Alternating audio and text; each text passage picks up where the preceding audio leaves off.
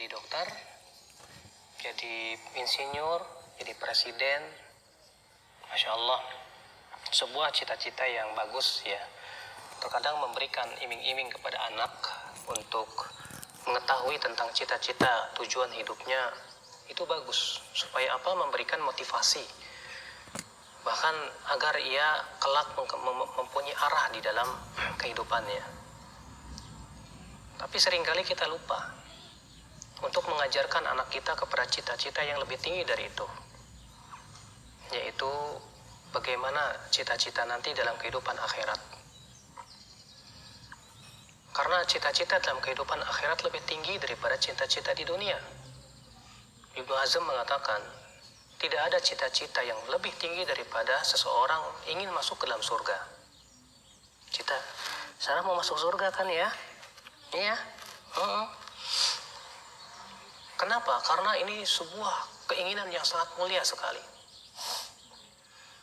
Ketika kita ajarkan anak untuk supaya ia beriman kepada surga, kepada neraka, beriman kepada Allah tentang kehidupan akhirat, tujuan kita adalah mendidik si anak agar betul-betul memperhatikan tentang nasibnya dalam kehidupan akhirat.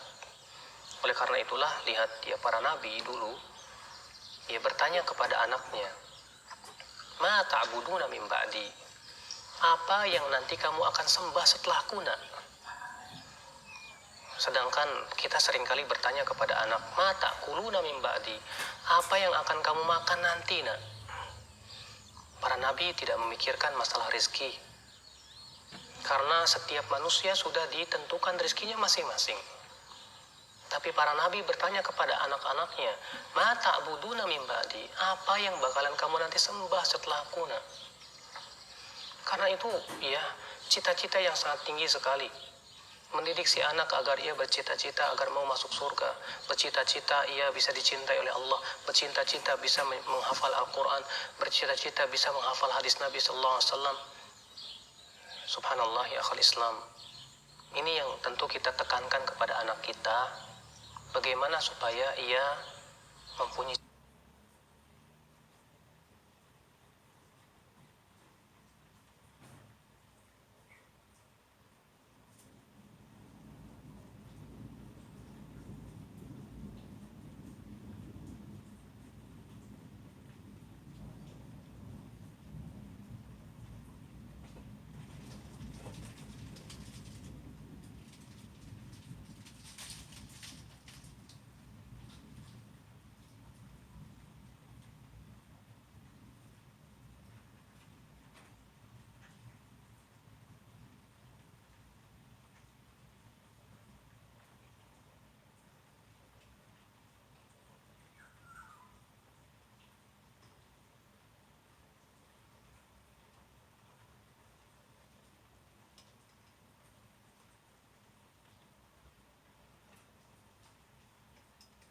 cita-cita lebih tinggi daripada cita-cita di dunia. Betul, ya. Mempunyai cita-cita di dunia, ingin jadi dokter,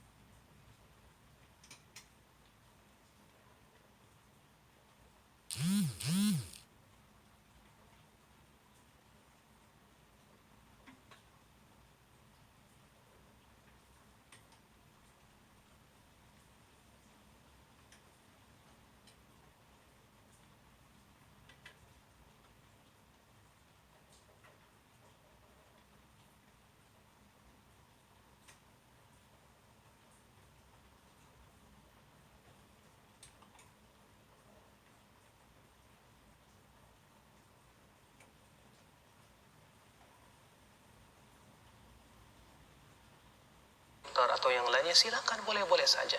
Tapi ketika kita iming-imingi anak kita hanya sebatas dunia, dunia, dan dunia, seakan kita memberikan pelajaran kepada anak bahwa dunia itu segala-galanya. Ya, padahal Allah Ta'ala berfirman, "Wabtaghi fima ataakallahu daral akhirah, wa la tansa nasibaka minad dunya." Carilah apa yang Allah sediakan untuk kamu dari kehidupan akhirat, tapi jangan kamu lupakan kehidupan duniamu. Allah mengatakan cari akhirat, jangan lupakan dunia. Kalau kita cari dunia, jangan lupakan akhirat, nak. Tentu sebuah pendidikan yang tidak benar. Karena kita lebih mefokuskan dunia dan menjadikan si anak menjadi cinta dunia. Sedangkan Al-Quran menginginkan agar kita mendidik si anak agar ia cinta Allah, cinta Rasulullah, cinta kehidupan akhirat. Makanya lihat bagaimana nasihat-nasihat Luqman Hakim kepada anaknya. Yang pertama kali ia nasihatkan kepada anaknya apa? Ya bunayya la tusyrik billah.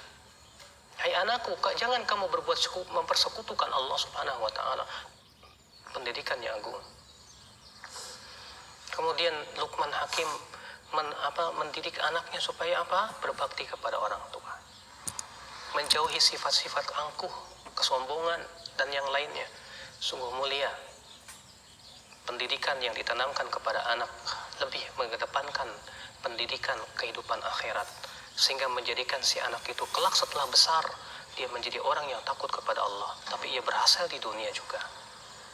Iya, kita didik anak kita dengan ilmu-ilmu dunia, betul. Kita juga didik anak kita dengan ilmu-ilmu agama, sehingga setelah besar ia kokoh dalam dunia, ia kokoh dalam kehidupan akhiratnya, terlebih kehidupan akhirat. Ini yang kita inginkan, supaya si anak nanti setelah besar lebih tahu akhirat daripada dunia. Dia tahu dunia, tapi dia pun juga menguasai akhirat. Jangan sampai kita sebagai orang tua mendidik anak kita itu menjadikan si anak lebih tahu dunia daripada akhirat. Karena itu sifat yang dibenci oleh Allah. Rasulullah SAW bersabda, Inna allaha yubghidu kulla ja'bariyin jawadin sakhabin bil aswaq jifatin bil lail himarin bin nahar alimin bi amri dunya jahilin bi amri akhirah. Sesungguhnya Allah benci kepada setiap orang yang sombong, yang kasar, yang suka berteriak-teriak seperti di pasar, yang bagaikan bangkai di waktu malam, bagaikan keledai di waktu siang, berilmu tentang dunia tapi bodoh tentang kehidupan akhirat. Itu Allah benci kepada orang seperti itu. Akankah kita didik anak-anak kita dengan seperti itu? Lebih paham dunia daripada memahami kehidupan akhiratnya. Akankah kita jadikan anak kita menjadi orang-orang yang dibenci oleh Allah Subhanahu wa taala? Kita sayang kepada anak, tapi ingat kasih sayang harus disertai dengan keilmuan. Oleh karena itu Allah menyandingkan rahmat dengan ilmu. Allah berfirman, Rabbana wasi'ta kulla syai'in rahmatan wa ilma. Wahai Rabb kami, sungguh rahmat dan ilmumu meluasi segala sesuatu. Karena kita sayang kepada anak, tapi ketika sayang kita tidak disertai dengan keilmuan.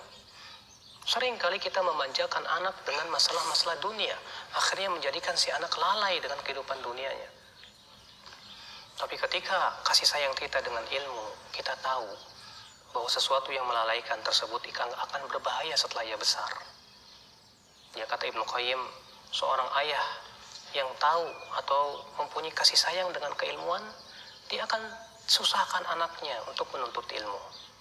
Walaupun si anak tersebut menangis, tapi ia tahu karena itu yang paling bermanfaat untuk kehidupan anaknya setelah besar. Maka dari itu ya akhal Islam, anak adalah amanah kita. Kasih sayang kita kepada anak harus diikat dengan keridhaan Allah. Kata Ibnu Qayyim, di antara perkara yang tidak bermanfaat, mahabbatun la tataqayyad li biridhallah, yaitu cinta yang tidak diikat dengan keridhaan kepada Allah, keridhaan Allah Subhanahu wa taala. Kita cinta anak, tapi kemudian cinta kita tidak diikat dengan keridhaan Allah. Akhirnya kita berikan fasilitas kepada anak sesuatu yang melalaikan dia. Akhirnya kita jadikan si anak setelah besarnya lupa kepada Allah. Maka itu subhanallah tanggung jawab kita kelak pada hari kiamat. Apa yang akan kita jawab nanti pada hari kiamat ketika Allah bertanya tentang pendidikan anak kita? Padahal anak yang soleh, akhi, manfaat untuk kita di dunia dan akhirat. Di dunia kita mendapatkan baktinya anak. Di akhirat kita bisa mendapatkan pahala anak.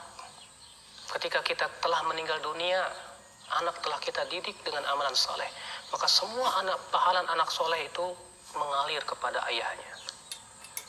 Makanya kata Rasulullah, sab'atun yajri li sahibihi, ada 7 perkara yang pahalanya akan terus mengalir walaupun ia telah meninggal dalam kuburannya. Yang Rasulullah pertama sebutkan apa? Ilmu yang bermanfaat. Kemudian apa? Waladun saleh, anak saleh yang ia didik sehingga ia menjadi saleh setelah besarnya. Maka kemudian setelah ia besar, ia beramal saleh, dengan pendidikan orang tuanya, maka semua amalan anak tersebut akan mengalir kepada ayah, kepada orang tuanya. Tidakkah kita ingin mempunyai anak soleh? Kita hanya bisa berdoa dan berusaha. Semoga kita diberikan anak-anak yang soleh, yang kelak pada hari ketika ia sudah besar, ia berbakti kepada orang tua, ia bertakwa kepada Allah, sehingga pada waktu itu ya kita pun bisa mendapatkan pahalanya setelah kita meninggal dunia. Subhanakallah bihamdik, asyhadu an la ilaha illa ant, astaghfiruka wa atubu ilaik. Wassalamualaikum warahmatullahi wabarakatuh.